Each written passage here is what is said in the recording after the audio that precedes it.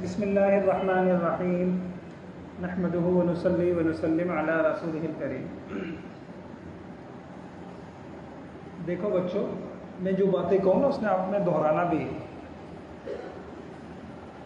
ہم یہاں دنیا میں اللہ نے تھوڑی سے عرصے کے لیے بھیجا ہے، آگے موت ہے، پھر قبر ہے، پھر ہمیشہ کی زندگی، ہمیشہ کی زندگی ہے۔ جو کامیاب ہے تو ہمیشہ کامیاب، جو ناکام ہے تو ہمیشہ ناکام۔ وہ جو آخرت کی زندگی ہے اس کے لیے ہمیں کیا کرنا ہے؟ ہمیں دیندار بننا ہے، نیک بننا ہے۔ سمجھ رہے ہیں؟ نیک کیسے بنیں گے؟ آپ کا تعلق اللہ سے اچھا ہو۔ بولیے، آپ کا تعلق کس سے اچھا ہو؟ اللہ تعالیٰ سے اچھا تعلق، اور آپ کا تعلق حضرت محمد صلی اللہ تعالیٰ علیہ وسلم سے اچھا ہو۔ تو آج تھوڑا سا اس کے اوپر سنتے ہیں، حضور علیہ الصلوۃ والسلام سے تعلق کیوں ضروری ہے؟ اچھا، حضور صلی اللہ علیہ وسلم، دیکھیے سب کے حق ہوتے نہیں ہوتے۔ آپ آج کل تعلیم چل رہی ہے، آپ کی والدین کے حقوق یاد کیے آپ نے؟ کتنے حقوق ہیں؟ کیا کیا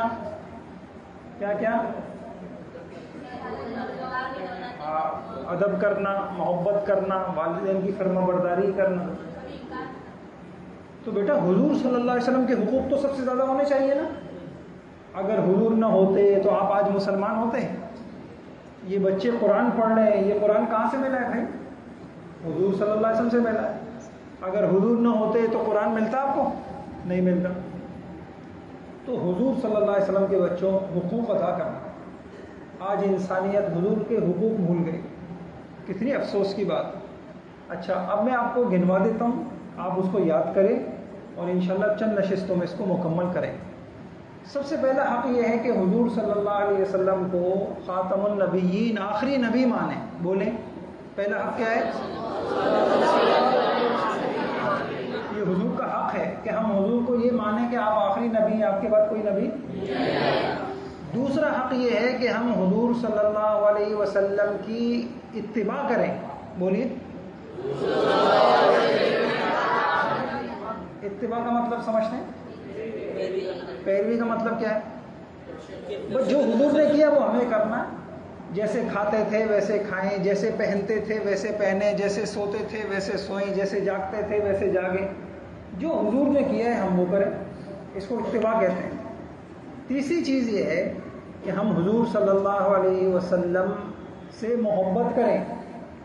کتنے ہو گئے؟ چوتھا یہ حق یہ ہے کہ حضور صلی اللہ علیہ وسلم پر کثرت سے درود شریف پڑھیں۔ کیا کریں؟ اور پانچواں حق یہ ہے کہ حضور صلی اللہ علیہ وسلم کی دین کی نصرت کریں، مدد کریں، حضور کے دین کو پھیلائیں۔ پانچ یہ سمجھے آپ لوگ؟ کون دہرائے گا؟ جلدی دہراؤ، پہلے ادھر کچھ دہرائیں، کوئی ادھر ہے۔ اللہ ذرا سا سنیں وہاں والوں سے، آپ سنائیں بیٹا۔ ہاں، آگے اتباع کرنا، آگے محبت کرنا، درود شریف پڑھنا۔ ایک رہ گیا بیٹا ادب کرنا، ایک رہ گیا حضور صلی اللہ علیہ وسلم کا ادب کرنا۔ اچھا، اور بتائیں، حضور صلی اللہ علیہ وسلم کی دین کی نصرت کرنا، مدد کرنا، حضور کے دین کو پھیلانا۔ دوبارہ بتا دیں، 6 کے 6 بتا دیں جلدی سے۔ آخری نبی ماننا، ہاں آپ لوگ دہرائیں۔ ہاں، اتباع کرنا، ادب کرنا، محبت کرنا، اور کیا کرنا؟ کثرت سے درود شریف پڑھنا۔ صحیح ہے؟ آپ بتائیں۔ شاباش، اتباع کرنا، ان سے محبت کرنا، ادب کرنا، درود شریف۔ ہاں بھائی، یاد ہو گیا آپ لوگوں کو؟ بتائیے 6 حق کیا ہے؟ نمبر 1، ہاں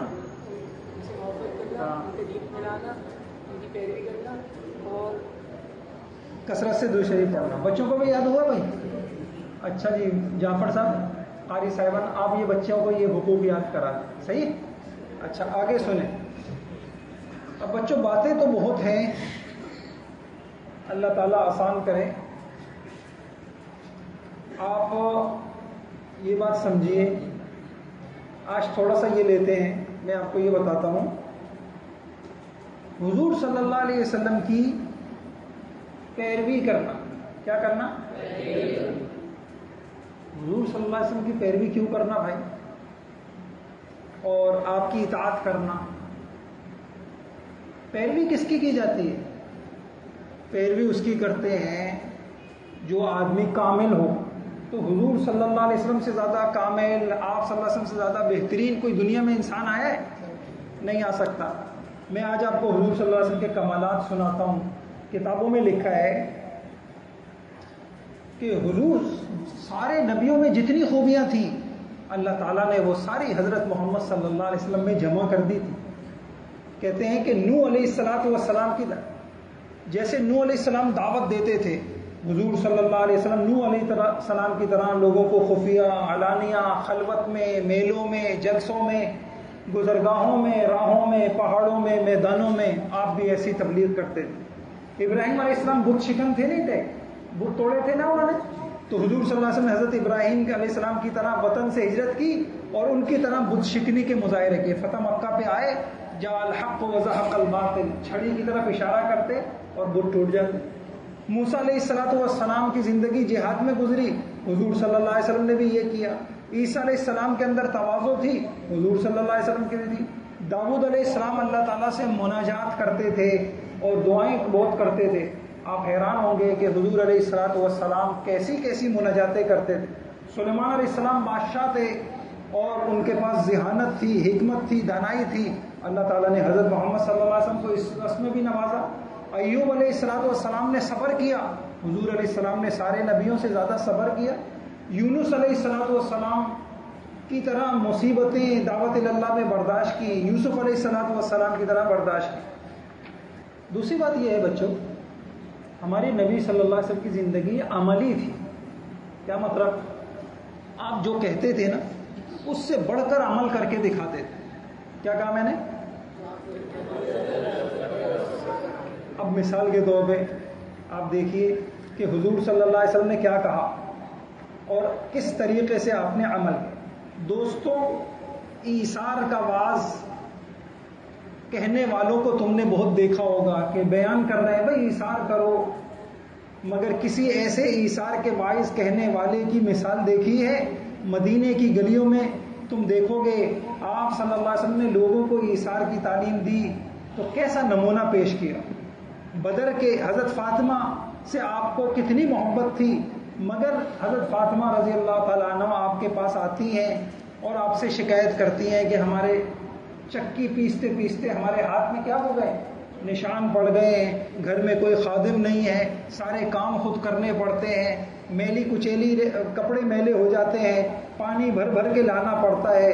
ایک دن حاضر ہوئیں اور خواہش کی کہ کوئی خادمہ مل جائے. تو حضور صلی اللہ علیہ وسلم نے کیا فرمایا؟ اے فاطمہ، اب تک تو صفہ کے غریبوں کا بھی انتظام نہیں ہوا، تمہاری درخواست میں کیسے قبول کروں؟ اپنی بیٹی کو خادم نہیں دیا اور پہلا اہتمام کیا جو غریب صفہ کے غریب ہیں پہلے ان کا بندوبست ہو. ایک خاتون آتی ہیں، ایک صحابیہ نے آپ کو ایک مرتبہ کپڑے آپ صلی اللہ علیہ وسلم کو ایک چادر پیش کر دی کہ آپ یہ اوڑھ لیں. اس وقت حضور علیہ السلام کے پاس کپڑے کی کمی تھی، آپ نے وہ چادر پہن لی. اتنے میں ایک صحابی آئے اور کہا یا رسول اللہ یہ چادر مجھے دے دی. حالانکہ حضور علیہ السلام کے پاس اس وقت اور کوئی چادر بھی نہیں تھی، وہ چادر اتار کے دے. تو ایثار کا کہا کر کے دکھایا نہیں کیا؟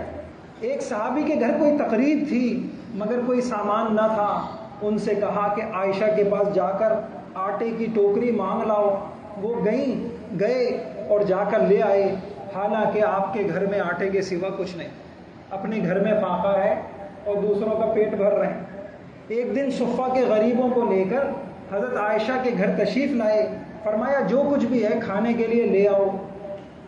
جو پکا ہوا تھا حاضر کیا، وہ کافی نہیں ہوا. فرمایا کوئی اور چیز ہے تو وہ بھی لے آؤ. چھوارے کا حریرہ پیش ہوا، پھر پیالے میں دودھ آیا، مگر یہی سامان مہمان کی آخری قسط ثابت ہوئی. گھر میں اور کچھ بھی نہیں تھا، سارا کھلا. تو حضور علیہ السلام نے کیا کہا کہ بھائی لوگوں، ایک اپنی ضرورت کو دبا کر کیا کیا کرو؟ دوسرے کی ضرورت پورا کرا کرو. حضور علیہ السلام نے سب سے زیادہ خود پورا کر کے دکھایا. اچھا ایک مرتبہ ایسا ہوا, آپ دیکھیے غور سے سنیے گا, سنو بیٹا سنیے گا غور سے. زہد کس کو کہتے ہیں؟ دنیا کی بے رغبتی, دنیا سے دل میں محبت نہ ہو. اب حضور علیہ الصلوۃ والسلام نے اس کی تعلیم دی کہ دنیا سے بے رغبتی ہونی چاہیے. خود آپ کا کیا حال تھا سنیے. ایک مرتبہ عرب کے گوشے گوشے سے ٹیکس آ رہا تھا, جزیہ آ رہا تھا, پیسے آ رہے تھے, خزانے آ رہے تھے, مال و دولت کے لدے ہوئے, مگر امیر عرب کے گھر میں وہی فقر و فاقہ تھا. بحرین سے ایک دفعہ کافروں سے ٹیکس لیا جاتا تھا, خراج, وہ آیا, فرمایا کہ صحن میں ڈال دو, مسجد کے صحن میں ڈال دو. صبح کی نماز کے لیے آپ تشریف لائے تو دیکھنے والے کہتے ہیں آپ نے خزانے کی طرف آنکھ اٹھا کے بھی نہیں دیکھی. نہیں سمجھا؟ خزانے کے نماز کے بعد اسی ڈھیر کے پاس جو خزانے کا ڈھیر لگا ہوا تھا, نماز کے بعد وہاں بیٹھ گئے اور لوگوں کو تقسیم کرنا شروع کیا. تقسیم کرتے رہے, جب سب ختم ہو گیا دامن جھاڑ کے اسی طرح کھڑے ہو گئے جیسے کوئی غبار تھا, جھاڑ دیا, نہ جمع کیا, نہ اپنے لیے رکھا, نہ اس کو محبت کی, پیسے کو محبت کی نگاہ سے دیکھ. ایک دفعہ فدق سے 4 اونٹ غلے کے لدے ہوئے آئے, اس میں راشن ہے, اس میں کھانے کی چیزیں ہیں. حضور علیہ السلام کے پاس اس وقت کچھ قرضہ آپ کے اوپر چڑھ گیا تھا, آپ نے وہ قرضہ ادا کیا, کچھ لوگوں کو دیا. حضرت بلال سے پوچھا کہ بھائی کچھ بچا تو نہیں ہے؟ عرض کیا کہ یا رسول اللہ بچ گیا ہے, کوئی لینے والا نہیں آیا اس لیے کچھ بچ گیا ہے. جب تک فرمایا جب تک یہ مال باقی ہے میں گھر نہیں جاؤں گا. چنانچہ رات مسجد میں بسر کی. جب حضرت بلال نے آ کر بشارت دی کہ یا رسول اللہ اب سب تقسیم ہو گیا ہے, پھر گھر گئے, ورنہ گھر نہیں گئے. کہ محمد کے گھر میں مال کا ڈھیر ہو, میں اللہ سے اس حال میں نہیں مل رہا. ایک مرتبہ ایسا ہوا, عصر کی نماز پڑھی, نماز کے بعد دعا کرتے ہیں, آپ فوراً خلاف معمول اٹھے اور اٹھتے ہی گھر کے اندر چلے گئے اور پھر باہر آ گئے. لوگوں کو بڑا تعجب ہوا, پوچھا کیا یا رسول اللہ یہ کیا وجہ تھی؟ فرمایا کہ مجھ کو نماز میں یاد آ گیا کہ سونے کا چھوٹا سا ٹکڑا گھر میں پڑا رہ گیا تھا, خیال ہوا ایسا نہ ہو کہ رات آ جائے اور وہ محمد کے گھر میں پڑا رہے. مال کے ساتھ میں کیسے زندگی؟ تو دنیا کو کہا کہ دنیا سے جی نہ لگاؤ, تو اللہ تعالیٰ خود کتنا عمل کر کے دکھایا. اچھا پھر ایک مرتبہ ایسا ہوا, ام سلمہ بیان کرتی ہیں, ایک دفعہ ہم نے دیکھا کہ آپ بہت غمزدہ ہیں اور بہت دکھی ہیں, بہت پریشان ہیں. تو میں نے پوچھا یا رسول اللہ کیا بات ہے؟ فرمایا ام سلمہ کل جو 7 دینار آئے تھے شام ہو گئی ہے اور ابھی تک بستر پہ پڑے ہوئے ہیں, اور مجھے ڈر ہے کہ اسی حال میں اگر مر گیا تو میں یہ مال لے کے اللہ کے پاس جاؤں گا, تو مجھے یہ ڈر ہے. حضور صلی اللہ علیہ وسلم کی وفات کے بعد حضرت عائشہ رضی اللہ عنہا فرمایا کرتی تھیں حضور اس دنیا سے تشریف لے گئے مگر 2 وقت بھی پیٹ بھر کے حضور نے کھانا نہیں کھایا. صبح کھا لیتے اگر پیٹ بھر کے یا کھا لیتے تو شام کے کھانے میں اتنا نہیں ملتا کہ پیٹ بھرا ہوا ہو. نہیں سمجھ رہے آپ لوگ؟ 2 وقت بھی حضور علیہ الصلوۃ والسلام نے پیٹ بھر کے نہیں کھایا. ہم کتنے وقت کھاتے ہیں بھائی؟ صبح کھاتے ہیں, ناشتہ کھاتے ہیں, 10 بجے پھر آپ جو ہے شعیب صاحب کے پاس پہنچ جاتے ہیں, اور اس کے بعد پھر ظہر پہ پھر کھاتے ہیں, پھر شام کو پھر کھاتے ہیں, مغرب عشاء کے بعد پھر کھاتے ہیں. نہیں سمجھ میں آنا؟ صرف 2 وقت کھاتے تھے, وہ بھی پیٹ بھر کے نہیں کھاتے تھے. آپ کی انتقال ہو رہا ہے اور آپ نے تھوڑے سے آٹے کے بدلے میں, آپ کے پاس اتنے پیسے نہیں تھے کہ گھر کا آٹا لے سکتے, آپ نے تھوڑے سے آٹے کے بدلے میں اپنی زرہ کس کے پاس رکھوائی بھی تھی؟ بولے, یہودی کے پاس رکھوائی بھی تھی کہ یہ کچھ پیسے یا آٹا دے دو اور یہ میری زرہ رکھ لو, جب پیسے آئیں گے تو میں کیا کر دوں گا, میں آپ کو دے دوں گا. فرمایا کرتے تھے آدم کو ان چیزوں کے سوا کسی چیز کا حق نہیں. رہنے کے لیے ایک جھوپڑا ہو, تن ڈھانکنے کے لیے ایک کپڑا ہو, پیٹ بھرنے کے لیے روکھی سوکھی یہ صرف تقریریں نہیں تھیں. ہم تقریر کرتے ہیں نا, اللہ کے نبی کے پاس تقریریں نہیں تھیں, عملی زندگی تھی، جو کہتے تھے اس سے بڑھ کے عمل کرتے. حضرت عائشہ کہتی ہیں آپ صلی اللہ علیہ وسلم کا کپڑا کبھی تہہ کر کے نہیں رکھا جاتا. بھائی آپ کی امی آپ کے گھر میں آپ کے کپڑے تہہ کرتی ہیں نہیں کرتی ہیں؟ کیوں تہہ کرتی ہیں؟ ایک آپ پہن لیتے ہیں، بہت سارے کپڑے تہہ کر کے کیا کیے ہوتے ہیں. حضور علیہ الصلوۃ والسلام کا کپڑا کبھی بچوں تہہ کر کے نہیں رکھا. بتائیے کیوں نہیں رکھا؟ آپ کے پاس ایک جوڑے کے علاوہ کوئی کپڑے ہی نہیں ہوتے تھے کہ اس کو طے کیا جائے اور اس کو رکھا جائے.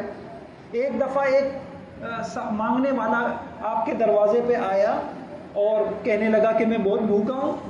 تو حضور علیہ السلام نے اپنی ازواج مطہرات اپنی بیویوں کے پاس بھیجا کہ بھائی میرے گھر میں کوئی کھانے کے لیے ہو تو دے دو. ایک گھر میں گیا جواب آیا کچھ نہیں ہے، دوسرے گھر میں گیا جواب آیا کچھ نہیں ہے، تیسرے آپ کے سارے گھروں میں اتنا سنو بیٹا سنو، آپ کے سارے گھروں میں اتنا کھانے کے لیے نہیں تھا کہ سائل کو کچھ دے دے. ایک مرتبہ ابو طلحہ کہتے ہیں حضور علیہ الصلوۃ والسلام کو دیکھا کہ مسجد میں زمین پر لیٹے ہوئے ہیں اور بھوک کی تکلیف سے کروٹیں بدل رہے. آپ کو شاید کبھی یہ کیفیت روزے میں پیش آئی ہو، صبح سحری نہیں کی، روزہ رکھ لیا، شام تک پہنچتے پہنچتے بہت بھوک لگی، لیٹنا مشکل ہو رہا ہے، کبھی اس کروٹ پہ کبھی. تو حضور اقدس صلی اللہ علیہ وسلم کا یہ حال ہے کہ اتنی بھوک ہے کہ کروٹیں بدل رہے. ایک مرتبہ آپ صلی اللہ علیہ وسلم کی خدمت میں صحابہ نے شکایت کی، یا رسول اللہ فاقہ ہے، کھانے کے لیے گھر میں کچھ نہیں ہے، اور اپنا پیٹ اٹھا کے دکھایا کہ پیٹ کے اوپر پتھر باندھے ہوئے. آپ صلی اللہ علیہ وسلم نے اپنا پیٹ کھولا تو اس میں ایک پتھر کی جگہ کتنے پتھر تھے؟ 2 پتھر تھے. حضور کی بھوک صحابہ کی بھوک سے بھی زیادہ تھی. ایک دن گھر میں تشریف لائے تو بھوک تھی. ابو ایوب انصاری رضی اللہ عنہ کے گھر تشریف لے گئے. وہ اپنے باغ میں گئے ہوئے تھے، کچھ کھجور توڑ کے لائے، کھانے کا سامان کیا. کھانا جب سامنے آیا تو آپ نے ایک روٹی پر تھوڑا سا گوشت رکھ کے فرمایا یہ فاطمہ کو بھیج دو، کئی دن سے فاطمہ نے بھی کھانا نہیں کھایا. نہیں سمجھ رہے؟ یہ وہ ہستی ہیں، اگر اشارہ کر دیتے. میں نے ابھی بخاری میں پڑھی، حضرت عائشہ کہتی ہے یا رسول اللہ، اللہ تعالیٰ آپ کی خواہشیں کتنی جلدی پوری کرتے ہیں. یہ وہ ہستی تھی، اگر اشارہ کر دیتے تو آسمان سے جنت کے دسترخوان اتر سکتے تھے، نہیں اتر سکتے. لیکن اپنے گھر میں بھی ساری بیویوں کے گھر میں کچھ نہیں ہے اور حضرت فاطمہ کے گھر میں بھی فاقہ. ایک دن آپ کو اپنی صاحبزادی حضرت فاطمہ سے، حضرت حسنین سے بڑی محبت تھی، مگر یہ محبت امیر عرب صلی اللہ علیہ وسلم نے بیش قیمت کپڑوں، سونے چاندیوں کے زیوروں کے ذریعے ظاہر نہیں فرمائی. ایک دفعہ حضرت علی کا دیا ہوا ایک سونے کا ہار حضرت فاطمہ کے گلے میں پڑا ہوا تھا. فرمایا اے فاطمہ تم کیا لوگوں سے یہ کہلوانا چاہتی ہو کہ نبی صلی اللہ علیہ وسلم کی بیٹی کے گلے میں آگ کا توق ڈالے؟ حضرت فاطمہ نے اسی وقت وہ ہار اتارا اور بیچ دیا. یعنی یہ حالانکہ بتائیں عورتوں کے لیے سونے کا ہار پہننا منع ہے، لیکن حضور یہ نہیں چاہتے تھے کہ ہمارے گھر میں پیسہ ہو، دولت ہو، ہمارے بچے بہت اچھا پلیں، اچھا پہنیں، اور ہمارے بچوں زیب و زیب. حضور نے فرمایا فاطمہ یہ کیا کر رہے؟ بس انہوں نے اپنے ابا کا اشارہ سمجھا اور اس گھر کو کیا کر دیا. اسی طرح ایک دفعہ حضرت عائشہ نے سونے کے کنگن پہنے تو حضور نے اتروا دیے کہ محمد کی بیوی کو یہ زیب نہیں دیتا. فرمایا کرتے تھے انسان کے لیے دنیا میں اتنا کافی ہے جتنا ایک مسافر ہے، بس کھاتا ہے، ضرورت پوری کرتا ہے. ایک دفعہ کچھ صحابہ آئے تو دیکھا حضور علیہ الصلوۃ والسلام کہاں لیٹے ہوئے ہیں؟ چٹائی کے اوپر لیٹے ہوئے، اور آپ کے پہلو میں چٹائی کے نشان پڑ گئے. عرض کیا کہ یا رسول اللہ تعالی یہ چلے گا؟ ابھی قریب میں دبئی میں ایک نمائش ہوئی، انہوں نے ایک ماڈل بنایا حضور علیہ الصلوۃ والسلام کے گھر کا. آپ کو دیکھ کے رونا آ جائے گا کہ ساری امام الانبیاء ہیں، اللہ کے چہیتے ہیں. ان حدیثوں کی روشنی کے اندر یہ جمع کیا گیا کہ حضور علیہ الصلوۃ والسلام کا گھر اندر سے کیسا دیکھا آپ لوگ ہیں؟ اگلے درس میں تیار کر کے رکھیں گے بیٹا، اس میں دیکھیں گے. سمجھے آپ؟ ایک دفعہ آئے تو دیکھا آپ کے جسم پہ چٹائی کے نشان ہیں.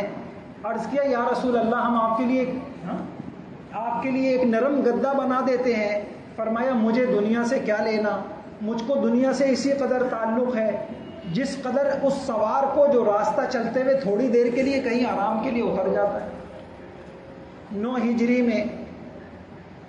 ہجری میں جب اسلامی حکومت یمن سے شام تک پھیلی ہوئی تھی، آپ کے توشہ خانے کی مالیت یہ تھی کہ جسم ممابرہ پر ایک تہمت اور ایک چارپائی، سرہانے ایک تکیہ جس میں کھجور کی چھال بھری ہوئی تھی، اور ایک طرف تھوڑے سے جو، ایک کونے میں ایک جانور کی کھال، اور کھوٹی میں پانی کا مشکیزہ۔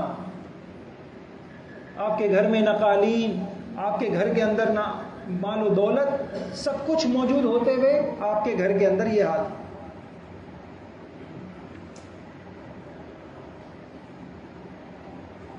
تو میں نے آپ کو کہا کہ حضور علیہ الصلوۃ والسلام نے بیٹا ہمیں اللہ نے کیسے نبی دیے کہ جو کہا اس سے زیادہ کر کے دکھایا۔ بیٹا کیا سوال ہے؟ لیکن اس کا تو الگ نہیں ہوگا۔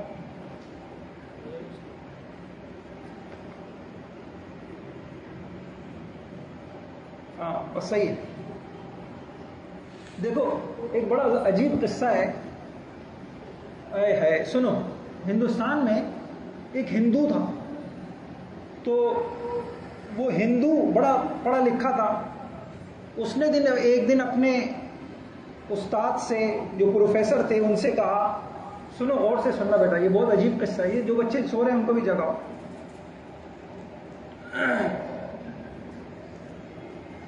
جگاؤ بھائی جگاؤ، شاباش۔ کیا کہا میں نے؟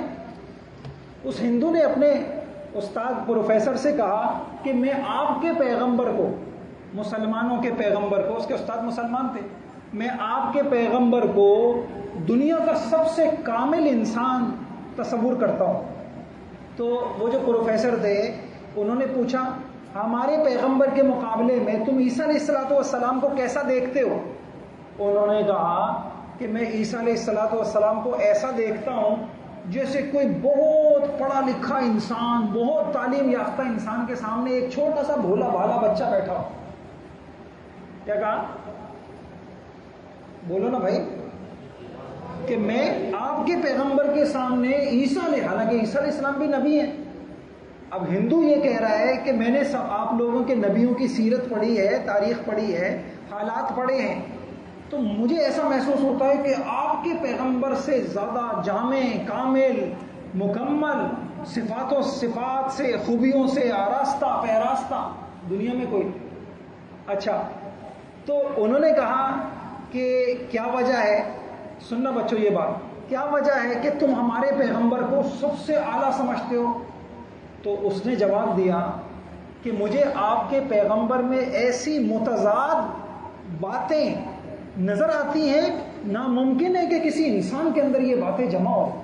بھائی دیکھیے، آپ بچوں میں نا ہم خوبیاں لکھواتے ہیں نا، تو کوئی بچہ پڑھائی میں اچھا نہیں ہے، صحت میں اچھا ہوتا ہے، تو ایک چیز میں اچھا ہوتا ہے نا۔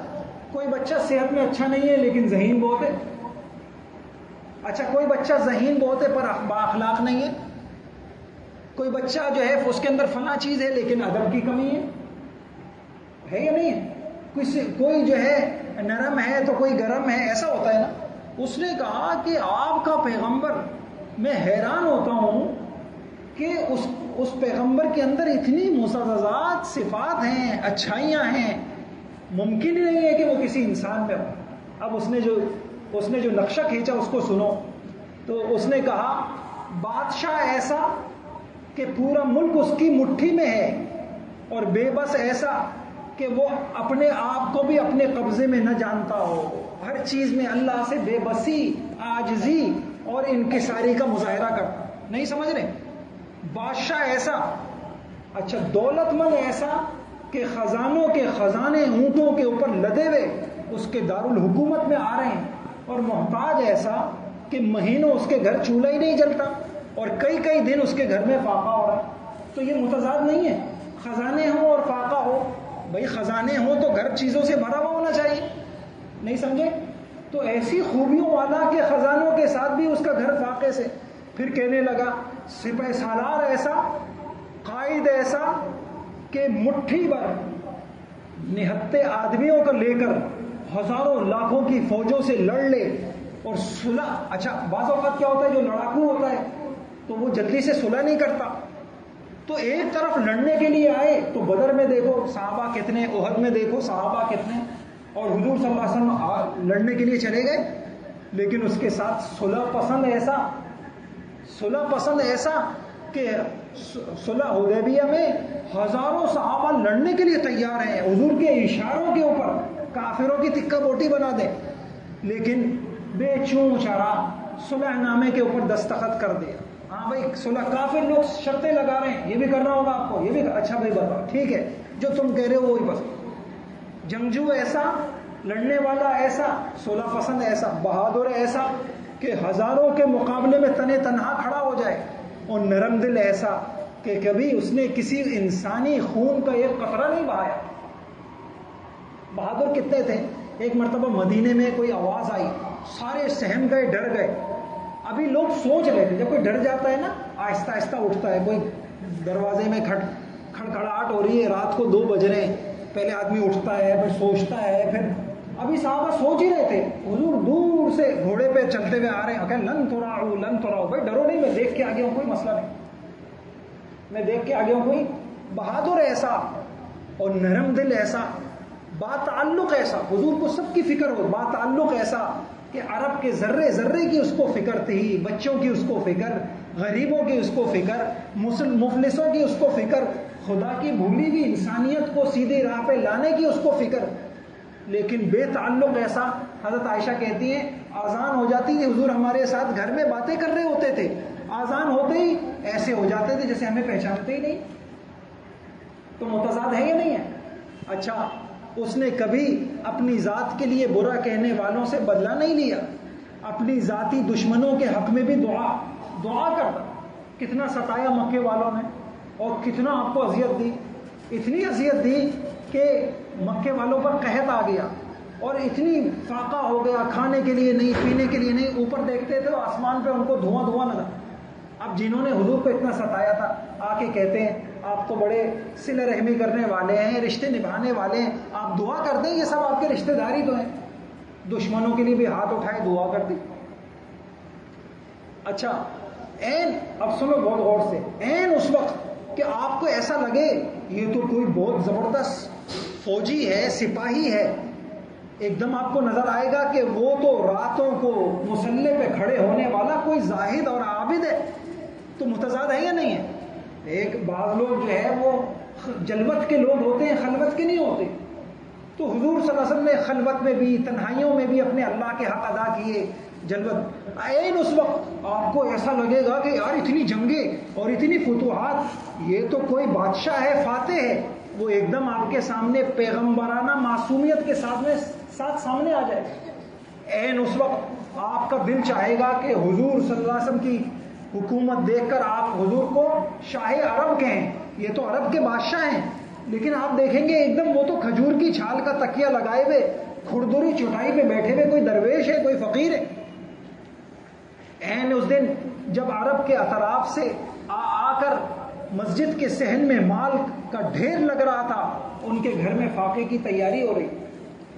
اس وقت جب لڑائیوں کے قیدی مسلمانوں کے گھروں میں لونڈی اور غلام بن کر آ رہے تھے, فاطمہ بنت رسول جا کر اپنے ہاتھوں کے چھالے اور سینے کے داغ باپ کو دکھاتی ہیں جو چکی پیستے پیستے ان کے پڑ گئے تھی. یعنی ایک طرف اتنا پیسہ ہے اور گھر کا حال یہ. اس وقت جب آدھا عرب ان کے ماتحت آ چکا تھا اور وہ جیت چکے تھے, حضرت عمر حاضر ہوئے, گھر میں نظر دوڑائی تو ایک طرف چارپائی ہے, جسم مبارک پر نشان ہیں, ایک طرف مٹھی بھر جو ہیں, ایک کھوٹی کے اوپر ایک مشکیزہ لٹکا ہوا ہے پانی کا. حضور صلی اللہ علیہ وسلم کی یہ کائنات دیکھ کر حضرت عمر رو پڑے. پوچھا کہ یا رسول اللہ, اس سے بڑھ کر رونے کا کیا موقع ہوگا؟ قیصر و کسریٰ جو اللہ کے نافرمان ہیں, ان کے گھر چیزوں سے بھرے ہوئے ہیں, اور آپ کا یہ حال ہے. فرمایا کیا تم اس پہ راضی نہیں ہو کہ ان کو یہ لوگ دنیا کے مزے لوٹیں, ہم آخرت کے مزے لوٹیں.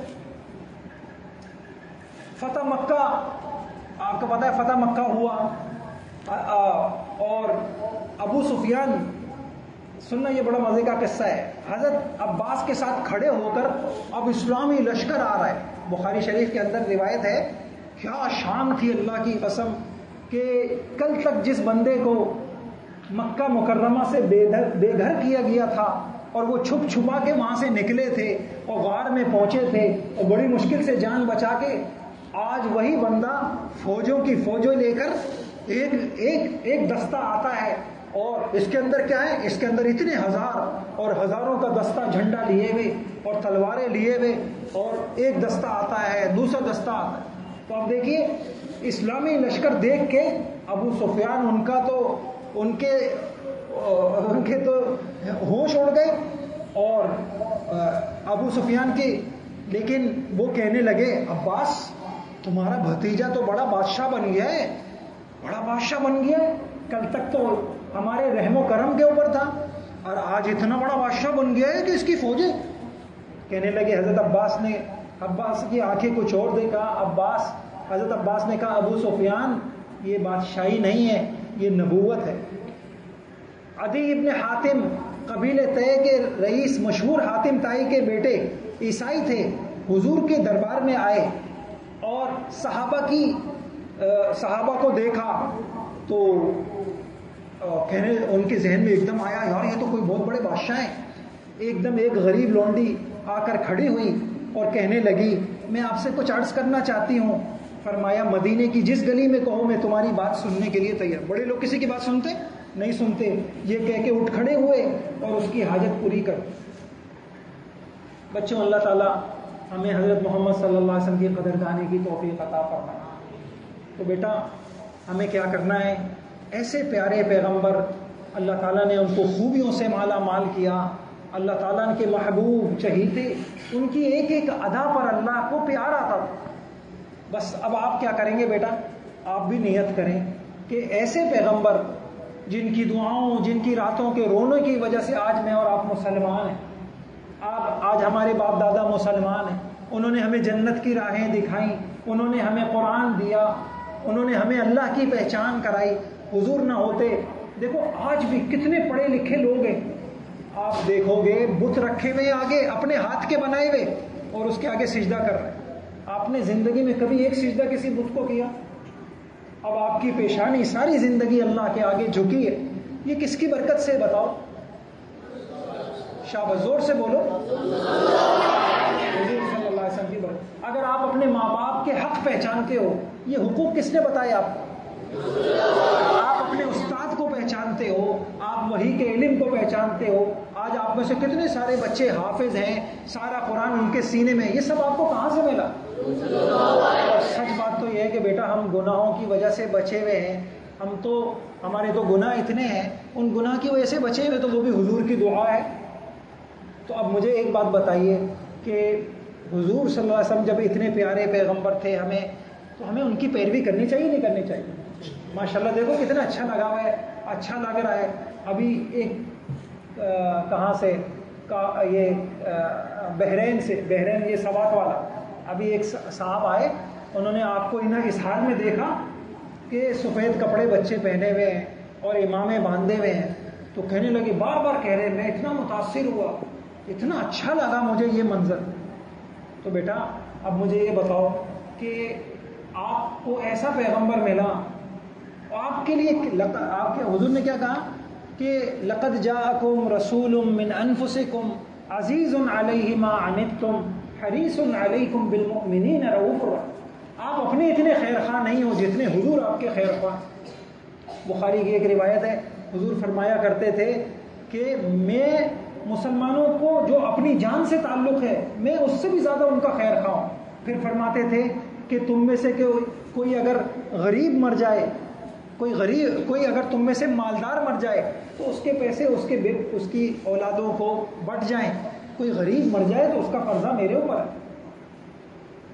ایک ایک کی حضور علیہ السلام آپ کی فکر, آپ کی جنت کی فکر, آپ کی قبر کی فکر, آپ کی دنیا کی فکر, آپ کی بھلائی کی فکر, آپ کی عزت اور عروج کی فکر.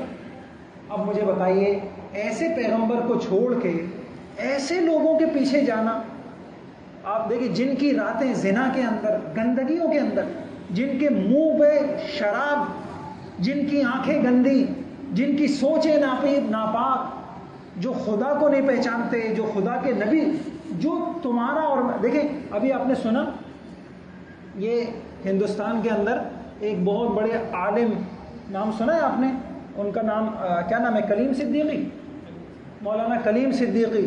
ہزاروں لوگ ان کے ہاتھ پر مسلمان، ہندو مسلمان ہو. اب ہندو کو یہ جلن ہے کہ یار یہ مسلمان کیوں ہو رہے ہیں؟ ان کو بے گناہ یوں جیل میں ڈال دیا، ساری عمر قید کی سزا دے دی انہوں. تو جو کافر ہمارے دشمن، ہمارے اسلام کے دشمن، آپ کو پتہ ہے، آپ کو ابھی پتہ نہیں، اگر آپ یہ کافر جو اپنے آپ کو بڑا مہذب کہتے ہیں، آپ ان کی کتابیں پڑھو تو آپ کا خون کھول جائے. انہوں نے ہمارے نبی پر کیسے کیسے اعتراضات کی، تمہارے نبی ایسے تھے، تمہارے نبی ایسے تھے، اور ان کی زندگی میں یہ عیب تھا، یہ تھا. ابھی آپ نے دیکھا اسی اسرائیل نے، آپ نے دیکھا کہ کلمہ لا الہ الا اللہ کو یہاں زمین پہ لکھا اور اس کے اوپر پیروں سے چلتے ہوئے جا رہے ہیں.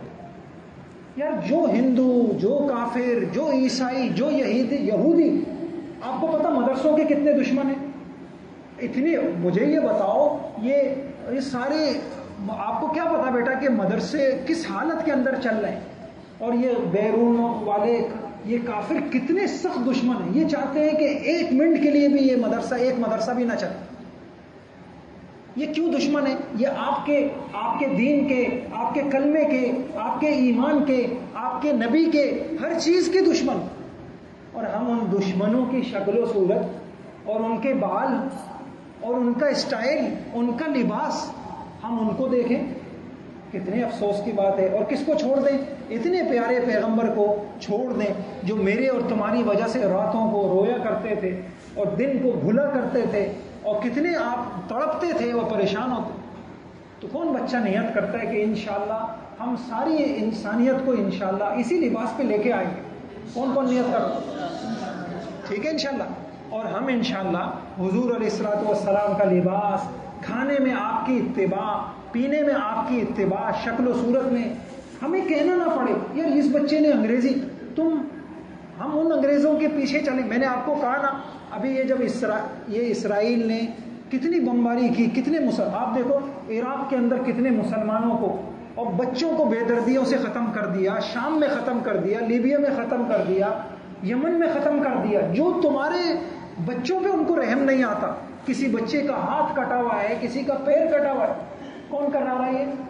مجھے بتائیں نا کون کرا رہا ہے؟ یہی ٹائی پینٹ والے بھائی. کون؟ یہی ٹائی پینٹ والے. اب یہ امریکہ کا اس سے ایک صحافی پوچھنے لگا.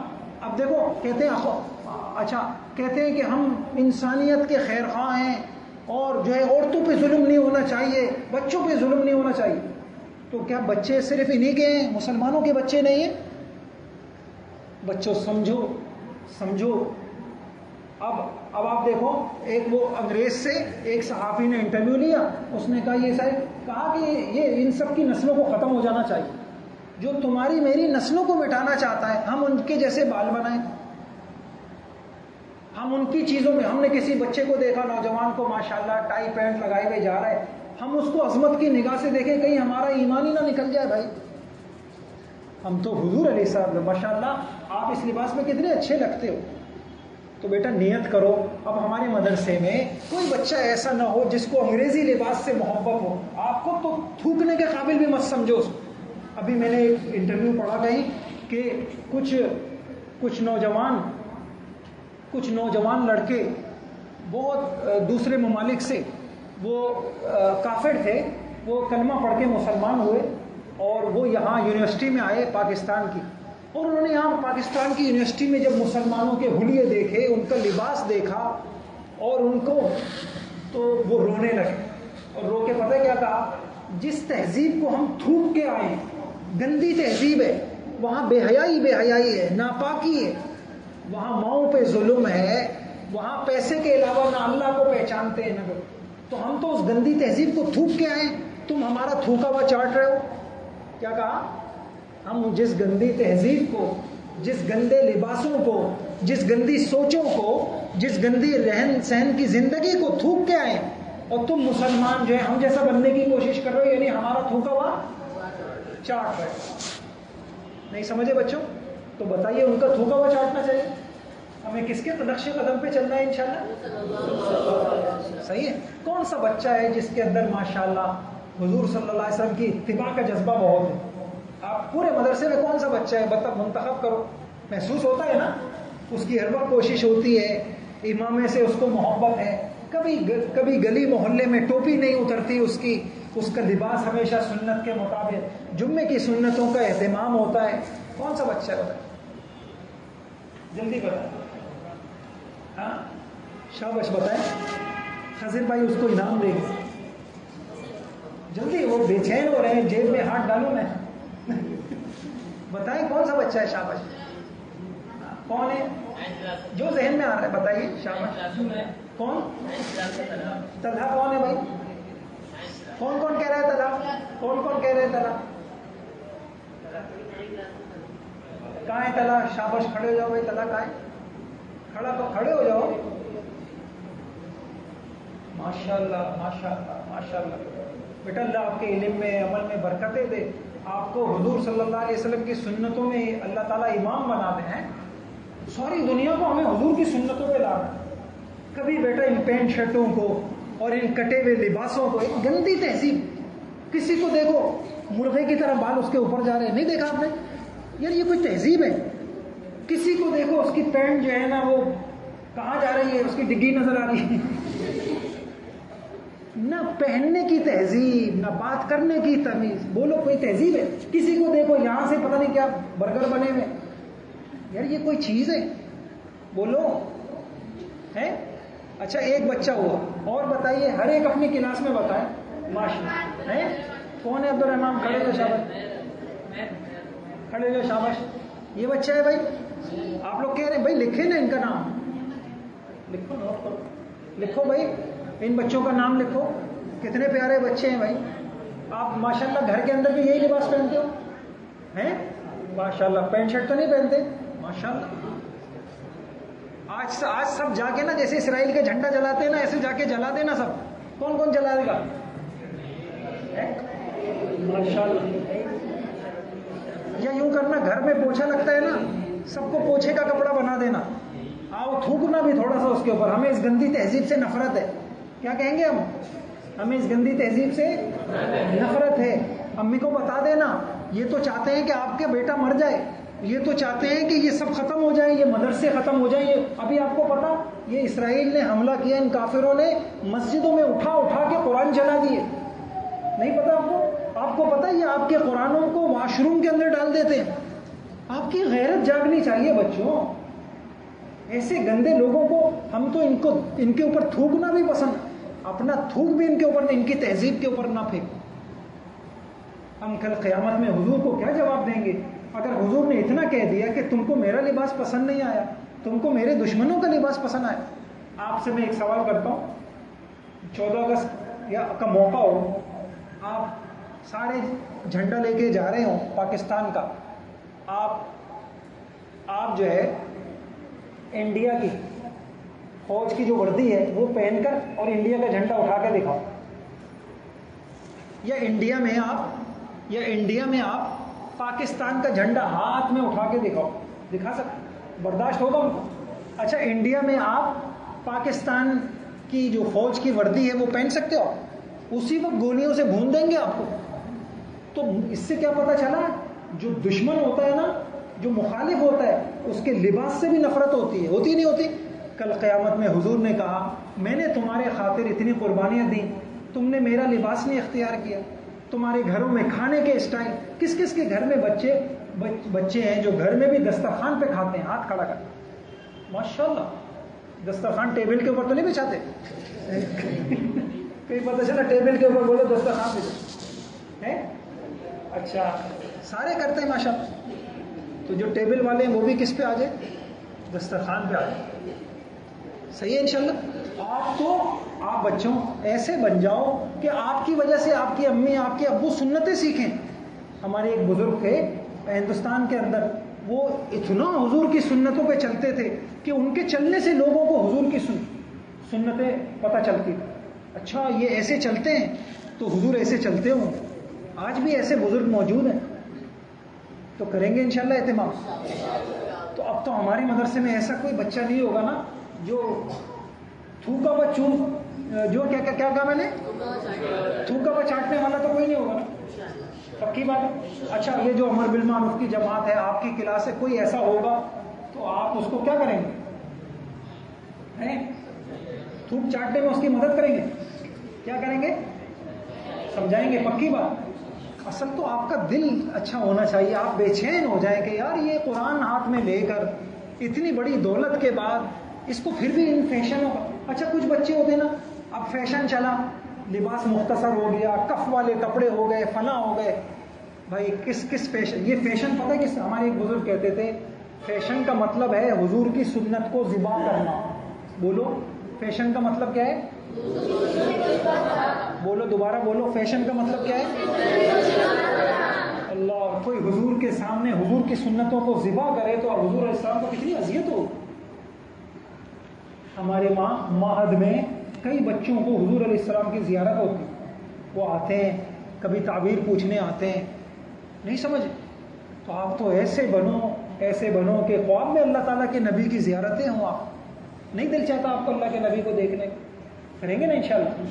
تو بیٹا اس کا اہتمام کرو. اچھا یہ میں نے بہت تھوڑا سا یہ پڑھنا چاہیے نا ربیع الاول میں. آپ یہ یاد بھی کریں گے اور اس کا اہتمام کریں. اللہ کرے کہ یہ چیزیں آپ کے سامنے آ جائیں. ٹھیک ہے. اور حضور کے حقوق ادا کریں گے پھر انشاءاللہ. اور کوئی بات سنت یہاں مدرسے کے اندر داخل ہوتے وقت دیکھو ایک بزرگ تھے مجدد الثانی رحمۃ اللہ علیہ.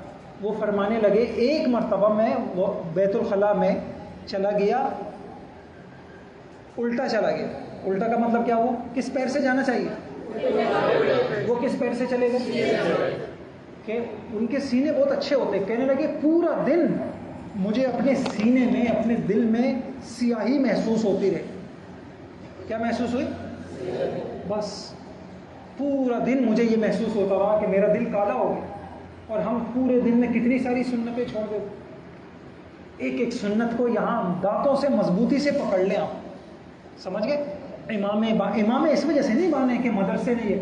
ہم تو یہاں آپ کو ایک اچھی تہذیب ایک اچھا لباس ایک اچھا طرز زندگی ایک اچھی سوچ ایک اچھا مسلمان حضور کا امتی آپ کو بنانا چاہ رہے ہیں. کریں گے نا انشاءاللہ اس کا اہتمام. تو پورے مدرسے میں بچوں ماحول بناؤ. ہمارے مدرسے کا کوئی بچہ اس کو بازار میں دیکھو. بلکہ آپ کوشش کیا کرو بیٹا اب جمعے کا دن کون بچہ امامہ باندھتا؟ سچ بتائیں. جمعے کھڑے ہو جائیں بلکہ جمعے کی نماز میں ایسے کھڑے ہو جائیں. آپ دیکھو ہمارے بچے سچے ہیں. یہ کتنی اچھی بات ہے. یہ بچے جھوٹ نہیں بولتے ورنہ کھڑے ہو جاتے کس نے دیکھا. یہ چلے اچھی عادت. ایک بچہ یار یہ تو بڑا نقصان ہو گیا بیٹا. بس چلے کھڑے ہو جاؤ نا بیٹا. میں کون سی لغت میں بولوں؟ ہاں